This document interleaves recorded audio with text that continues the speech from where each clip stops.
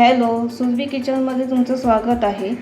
Nagpanchami special नैवेद्य बनवणार आहोत. श्रावण महिन्यात चालू झालेला आहे. त्यातला पहिला सण म्हणजे नागपंचमी. नागपंचमीला कानोले बनवले जातात. आज आपण सारण भरून कानोले कसे बनवतात ते बनवणार आहोत. चला आता आपण कानोले बनवायला तयारी करूया. ही तूप गरम झालेला आहे. आपला ओला खोबरा मी किसून घेतलेला आहे. आता इथे खोबरं आपलं चांगलं मस्तपैकी भाजून झालेलं आहे बघा. 1 वाटी आपण खोबरा घेतलेली आहे मोठी. आता अर्धी वाटी आपण गूळ घेणार. आता हा गूळ मिक्स करून घेऊया. आता इथे बघा मस्त गूळ वितळायला लागलेला आहे. त्यात वेलची पूड घालून घेते मी. आता इथे आपलं सारण तयार झालेलं आहे मस्त. आता आपण एका प्लेटमध्ये काढून घेऊया. आता हे सारण एका प्लेटमध्ये काढून घेतलेलं आहे. आता पूर्ण थंड करून घ्यायचं आहे. आता आपण इथे पीठ मळून घेणार आहोत. त्यासाठी इथे मी एक बाउल घेतलेला आहे.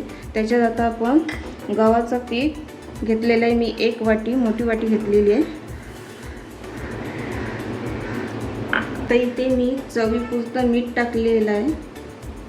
आता इथे मी 1 चमचा तेल घालत आहे.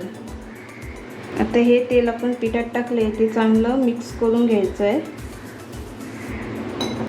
आता आपण याच्यात थोडं थोडं पाणी ओतून मिक्स करून घेणार आहोत.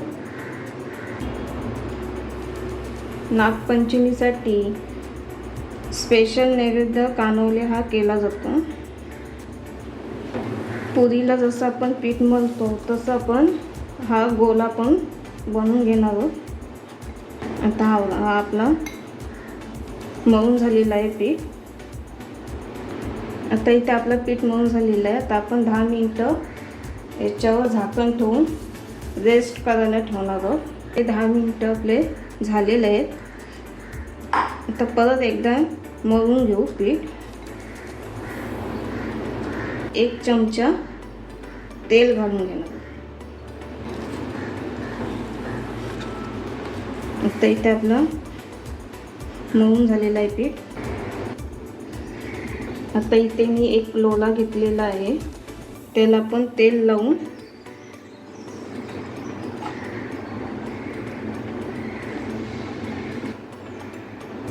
लाटून घेणार आहोत पुरीसारखं. पुरी तयार झालेली आहे. आता आपण त्याच्यात सारण भरून घेणार आहोत.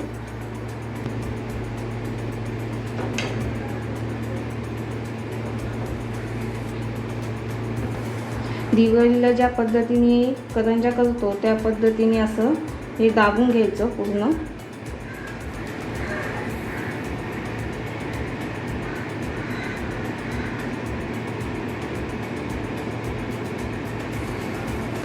डिझाईन करून घ्यायची. आता आपण बाकीच्या पण आपण अशाच करून घेणार आहोत. आता हे बघा आपले कानोले तयार झालेले आहेत. पाण्याला उकळ आलेला आहे.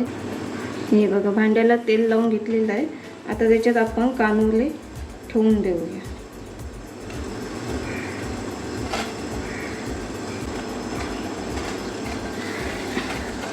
आता इकडे पाणी उकळलेलं आहे. आता आपण तो वाफेवर ठेवून देऊ. आणि आपण 15-20 मिनिटं ठेवून देणार आहोत वाफेवर. आता आपले 15-20 मिनिटं झालेले आहेत. आता आपण बघूया कानोले आपले झाले काय. हे बघा आपले कानोले तयार झालेले आहेत. चिपकत पण नाही आहे. मस्त झालेले आहेत. आता हे थंड झाल्यानंतर आपण एका प्लेटमध्ये काढून घेऊ. आता इथे मी एक कानोले कट करून दाखवते.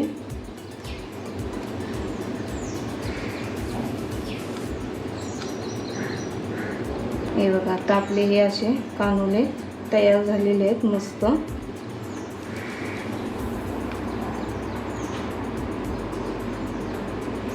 याच्यावर तूप टाकून घेऊया. तूप टाकल्याने कानोले खायला एकदम छान लागतात.